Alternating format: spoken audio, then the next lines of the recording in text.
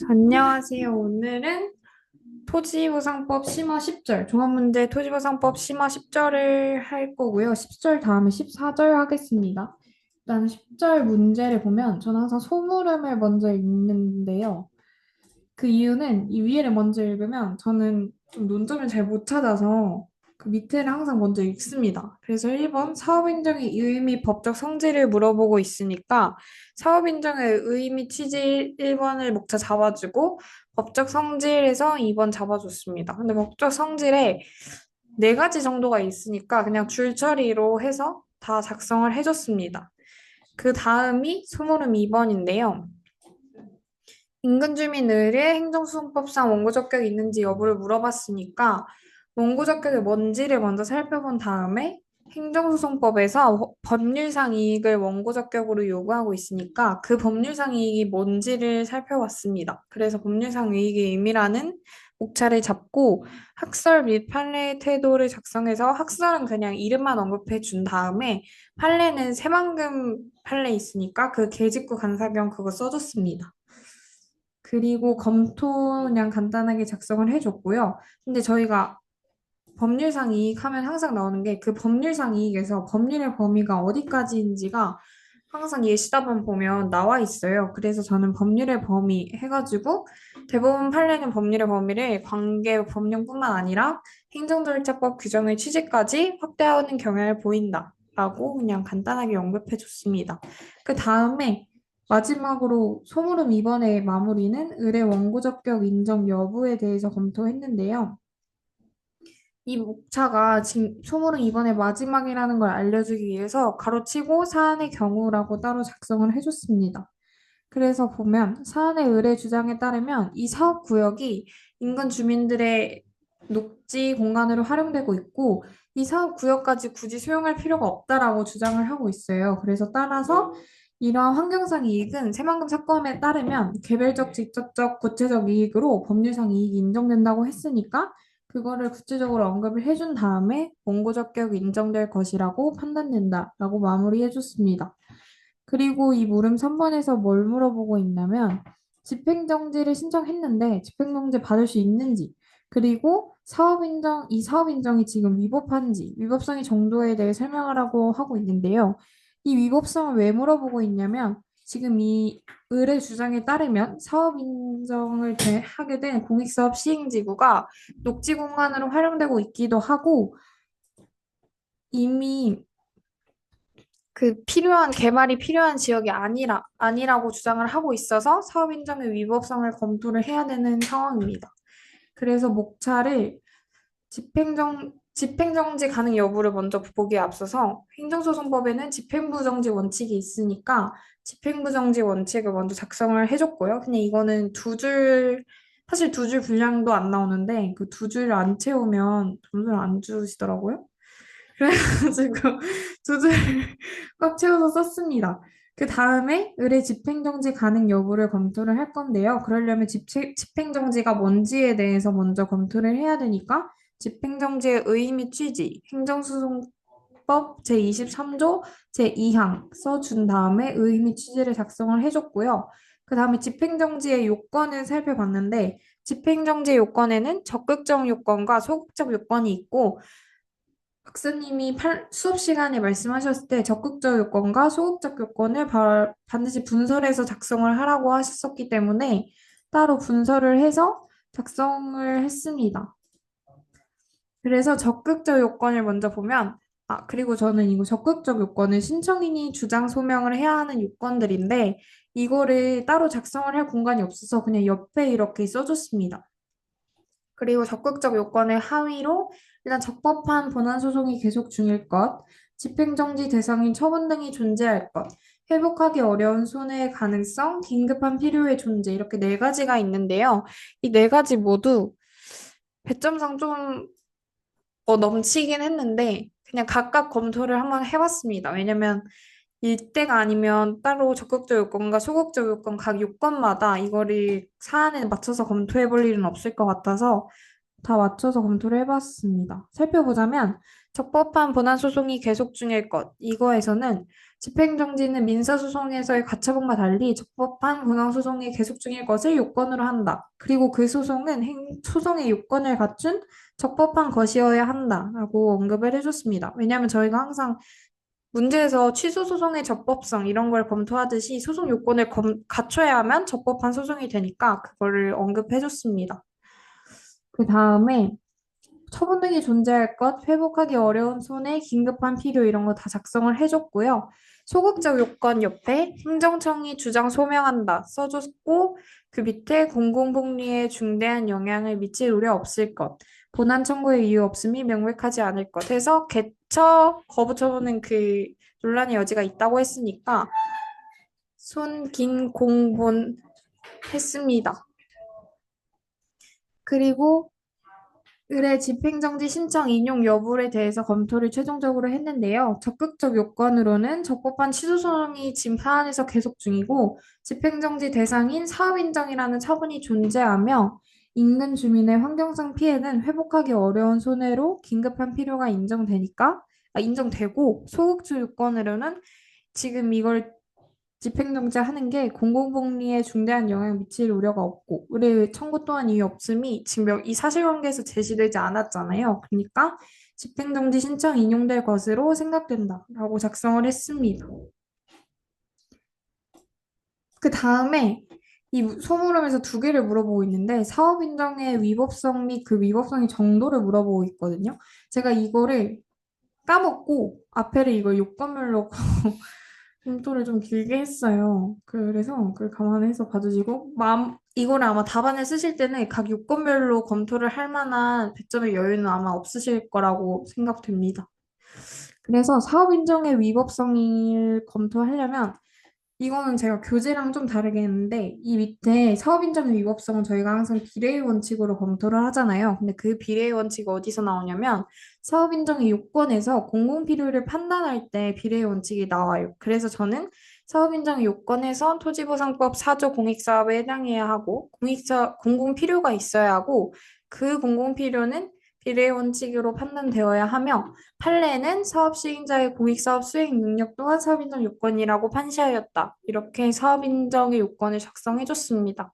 그리고 그 밑에 하위 목차로 사업인정의 위법성 한 다음에 비례의 원칙의 개념을 먼저 써줬고요. 사안의 경우에서 적합성, 필요성, 상당성의 단계적 심사 과정을 거쳐야 하는데 그 중에서 이미 해당 공익사업 시행지구는 녹지 공간으로 활용되고 있고 개발 사업 또한 필요하지 않으니까 필요성, 상당성이 위배되어 위법한 사업 인정이라고 될 것이라고 생각된다라고 썼습니다.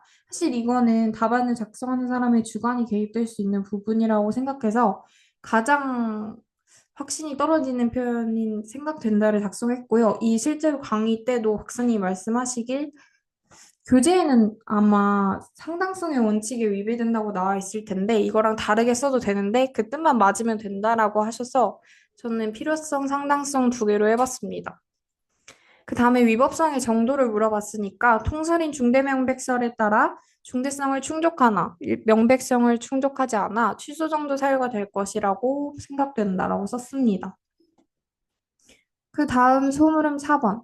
해당 공익사업이 위법한 경우를 가정하더라도 공공복리로 인해 사정 판결을 받을 수 있는지 여부를 설명하시오 했으니까 사정 판결을 먼저 살펴봐야겠죠? 그래서 사정 판결의 개념을 써줬고요.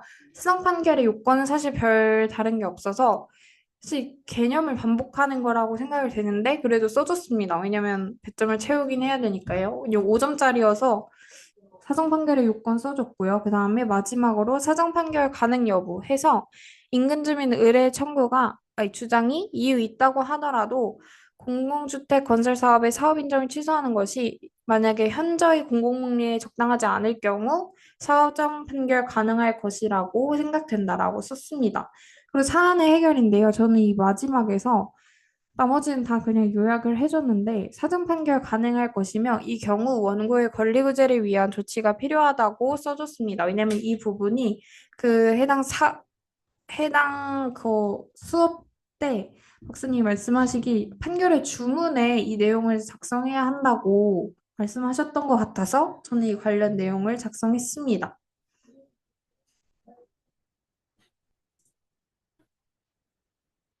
이렇게 그 다시 시작. 더보기에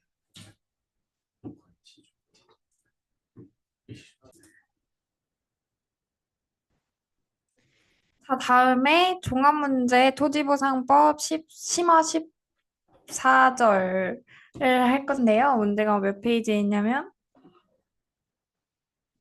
534페이지. 네. 그리고 이 14절을 할 거고요. 네, 문제가 좀 긴데요. 자, 보면은 저는 항상 이 위에 안 읽으니까 저 소모름 1번부터 보면 토지보상법상 협의 성립 확인에 대해 설명하시오. 근데 10점이잖아요. 두 페이지를 협의 성립 확인에 그냥 내용 자체로 채워야 되는데 그러면 목차를 잡을 때 의미 취지 반드시 작성을 해줘야 되고 의미 취지 다음에 법적 성질을 써줄 건데 사실 협의 성립 확인의 법적 성질에서 길게 써줄 내용이 저는 없다고 생각을 해서 법적 성질 써준 다음에 협의 성립 확인의 절차를 써줬습니다. 왜냐면 이 절차를 왜 썼냐면 이 밑에 토지 이거 뭐지? 진정한 소유자 동의 없는 거는 위법하다라는 그 판례를 저희가 써줘야 되는데 그 판례의 내용이 공증에 의한 확인 절차거든요. 그래서 그거를 언급을 먼저 해주기 위해서 절차에서 일반적인 절차와 공증에 의한 확인 절차를 따로 분설해서 언급을 해줬습니다. 그 다음에 협의 성립 확인의 효력에 대해서 언급을 했는데요. 일단 협의 성립 확인은 토지보상법 29조 사항에 의해서 재결로 간주되고, 그러니까 원시 취득이 되고, 그 다음에 차단효가 발생해서 더 이상 다툴 수 없다. 이 내용을 작성을 해줬습니다. 그리고 권리구제 방법까지 썼는데요. 협의 성립 확인에 대해 불복할 때는 이건 재결로 간주되니까 토지보상법 83조랑 85조에 의해서 권리구제가 가능한데 만약 협의 자체에 대해서 불복할 경우 협의 성립 확인의 차단효 때문에 협의 성립 확인의 차단효를 먼저 없앤 후에 협의 자체에 대해서 불복 가능하다고 작성을 해줬습니다. 해서 소무름 1번이 이렇게 끝났고요. 토지보상법상 협의 성립을 받은 경우 소유권 취득의 효과랑 일반적인 사업 인정 전 소유권 취득의 효과의 차이가 어떤 건지 설명을 하라고 했으니까 소유권 취득의 효과를 먼저 살펴보려면 법적 성질을 검토해야 하잖아요. 그래서 양자의 법적 성질에 대해 먼저 작성을 해줬습니다. 통설과 판례 모두 사업인정 전 협의는 사법상 계약으로 보고 있다. 근데 협의 성립 확인의 경우 재결로 간주되어 공법상 관계에 해당한다. 라고 작성을 간단하게 해주고 넘어갔고요. 그 다음에 문제에서 물어보고 있는 소유권 취득 효과의 차이를 쓸 건데 지금 여기서 이 소유권 취득 효과의 차이만으로 지금 10점이라는 배점을 채워야 하는데 이거는 정말 턱없이 부족한 내용이라고 생각을 해서 저는 원시 취득과 승계 취득의 개념을 먼저 작성을 해줬습니다. 그래서 원시 취득이란 타인의 권리에 기초함이 없이 특정인에게 권리가 새로이 발생하는 것을 말하며 승계 취득이란 타인의 권한에 기초하여 권리를 취득하는 것을 말한다라고 작성을 했습니다. 그 다음에 협의 성립 확인과 사업인정 전 협의 취득의 소유권 취득 효과의 차이점을 물어보고 있는데요. 협의 성립 확인이 있게 되면 법률 규정에 의한 물권 변동으로 재결과 동일하게 원시 취득이 되나 사업 인정 전 협의 취득의 경우 법률 행위에 의한 물권 변동으로 승계 취득에 해당한다고 작성을 했습니다. 그리고 나서도 10점 분량이 전 안 채워져서 권리구제 방법에 대해서 비교를 간단하게 한번 해줬고요. 그다음에 물음 3번. 이거는 진정한 소유자 판례를 물어보고 있는 거라 그냥 개설해서 이 사안의 상황을 간단하게 설명을 해줬습니다. 그래서 진정한 소유자가 행정소송을 제기한 상황이다. 라고 써줬고, 그 다음에 이것도 또한 10점 분량인데, 이거 10점이면 두 페이지인데, 판례를 한 번만 써서는 정말 채울 수 없는 그 두 페이지여가지고, 저는 판례 전체를 목차를 나눠서 써봤습니다. 그래서 2016도 51719 판례를 1번 협의 성립 확인의 효과 및 협의 취득과의 비교라고 작성을 해줬고요. 그리고 2번 협의 성립 확인의 동의의 주체는 진정한 소유자라고 목차를 잡아서 또 내용을 작성을 해줬습니다. 여기서부터는 간이한 절차만을 거치는 협의 성립 확인에 원시적인 강력한 효과만을 부여하고 뭐 법적 정당성 그 항상 저희가 수업 시간에 언급하는 그 내용인데요. 그거를 협의 성립 확인에 필요한 동의 주체라고 해서 목차를 잡았습니다. 그 다음에 만약에 이 진정한 소유자의 동의를 얻지 못한 협의 성립 확인 신청 수리 처분이 있을 경우 어떻게 될지 위법한지 적법한지에 대해 그 판례의 내용을 작성을 해줬고 마지막 목차로 진정한 소유자의 불복 방법이라고 해서 항고 소송을 제기할 수 있다라고 작성을 해주고 넘어갔습니다. 그리고 사안의 해결에서 앞의 내용을 언급을 똑같이 하기보다는 지금 이 공증에 의한 확인 절차의 경우 토지 소유자의 참여가 부족하고 그리고 협의 성립 확인의 효과를 통지받지 못한다는 문제점이 있어서 그 문제점을 언급해주고 입법적 보완이 필요할 것이다 라고 작성을 하고 끝냈습니다. 이렇게 해서 토지보상법 심화 14절 문제를 끝내겠습니다.